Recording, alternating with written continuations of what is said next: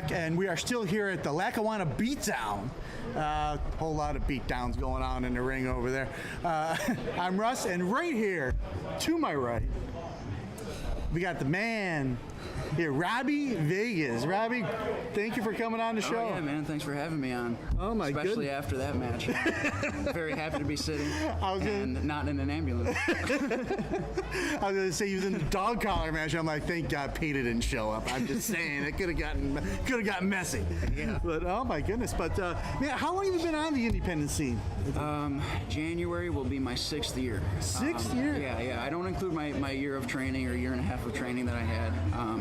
But 6 years from when I had my actual first matches in January. No kidding. Yeah.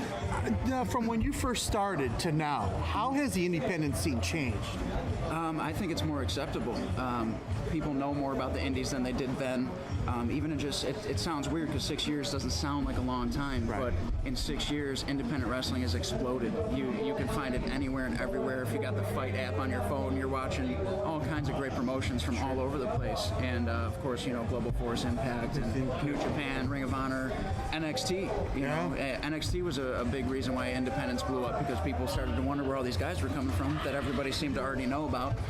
And it's just been an amazing experience to watch the growth of independent wrestling. Now that has a lot to do with social media, though. Yeah, absolutely. I mean, if you think about it, if you're into wrestling and you get, you're on Instagram, Twitter, Facebook, you get that people you may know because you're following all these WWE guys, and all of a sudden you're like, oh, this guy looks like a wrestler. Click on that, and you find out that he's been, on the independent scene for X amount of years. YouTube the guy, and all of a sudden he's having these 5-star matches. You're going out to a show to see that guy. Yeah, absolutely. Now, you had the pleasure of facing Lio Rush. I did. He got signed, and also the Velveteen Dream. Yes, I did. Whatever like that. Yeah. You see guys like that get signed or whatever like that. What does that do for you? I mean, how does that make you feel? Like there's hope. Because honestly, the end goal is we want to get to the big dance. You know what I mean? At least for a little while. Even if it's just for a little while. And when you see guys that you've been in the ring with, like Lio Rush and Velveteen Dream, and you could say, I tied it up with those guys and it was a damn good match. And then you see them to go on and get into NXT and, in Lio Rush's case, travel the world. And it gives you that, like, what we do matters.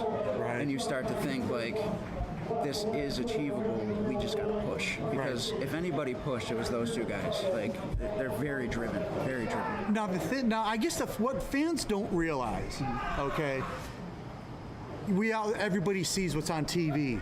Yeah. The lights, like you said, the big dance. Yeah. Whatever like that.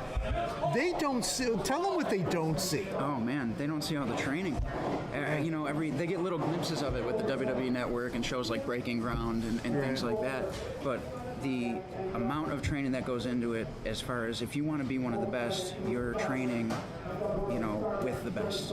I know my trainer was Brian Jennings, who was trained by Les Thatcher. Les Thatcher trained Dean Ambrose, Braxton Sutter, Carl Anderson. So my trainer came from him. So I knew that I was in good hands as soon as I did that, because you don't just go out and get trained. You do your research and you make sure that you're getting trained by the right people. So, for a while there, we were doing it very, very frequently. And, after a little over a year of training and I started getting put on shows, I was still training on the off days. Not to mention I'm in the gym 5 to 6 days a week because I'm working on conditioning and cardio, because, you don't realize it, but 3 minutes in that ring is exhausting. There's so much sacrifice, and like, talk about missing family parties, family events, I've done it. You have to. I'm booked. I'm sorry. You guys got a party going on for whatever. I'm sorry, I'll make it next time, because there's sacrifice in that realm too. So people who get into this and think it's going to be easy and fun, and they get rude awakenings. Most of them just leave. Right. Well, that's the thing, because you know what, and I think you and I have exchanged messages on Facebook here and there, and you mentioned something about the guys I ride with. Yes. The car rides, to shows, 2 hours away, 3 hours away, wherever. What makes it? I mean, and I guess you just said what makes it worth it, but like you said, you have to be driven. Yep, passion. Yeah, it's very passionate, because you have to be willing to deal with the pain. And sometimes it's not just physical pain, it could be, exhausting mental pain because you're putting in the hard work and maybe a match didn't go the right way, or maybe, sometimes people get injured. I know a few months ago my partner got split open pretty bad in a match and we had to actually stop the match. Things like that happen, and they throw you curveballs because when you're out there, you got to think on your feet. In that situation, there wasn't much thinking to do because we had to stop the match from the blood. But you just never know. Anything could happen out there. And the car rides and all that stuff, it's all worth it if you're passionate and driven and you truly love doing this. I look out there right now and I can see these two in the ring running back and forth, and it's amazing. I never get tired of it. I love watching it. If anything, being in it has made me a bigger fan, which makes me want to get better. Right. Now, inspiration. Okay, you've been on the indie scene for like 6-7 years or whatnot like that. Let's go back before that. What got you hooked? Shawn Michaels. Right off the bat.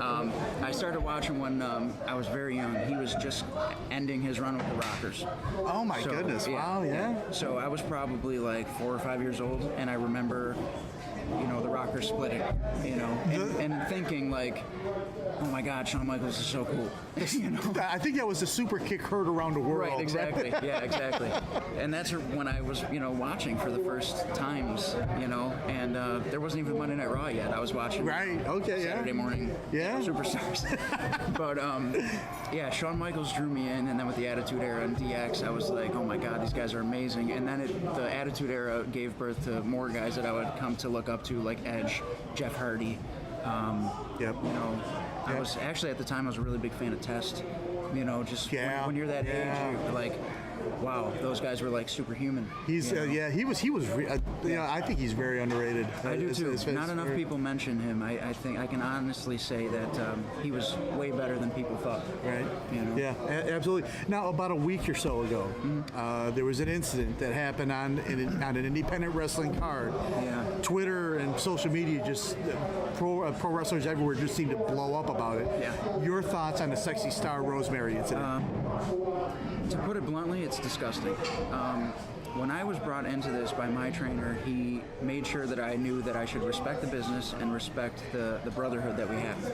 And in that brotherhood, we trust each other with each other's bodies. And I feel like if somebody gives you a part of their body to essentially work with, and you take full advantage of that and injure that person, not only is that just a shitty thing to do on that kind of level, but you're taking food off of somebody's table because that's their paycheck, that's their livelihood. So you're going out of your way to physically hurt somebody on purpose, and then you're taking things away from them. It doesn't get much lower than that.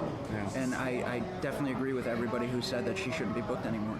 That's a very, very old school wrestling thing to do that has, for the most part, died out for good reason. Yeah. Yeah. Well, I just want to say thank you for coming on. Yeah, absolutely. Whatever like that. We'll definitely do this again. Yeah, for sure. Excellent. Hopefully you'll come out and check it out again when we're in the area. Absolutely. We'll be back with more.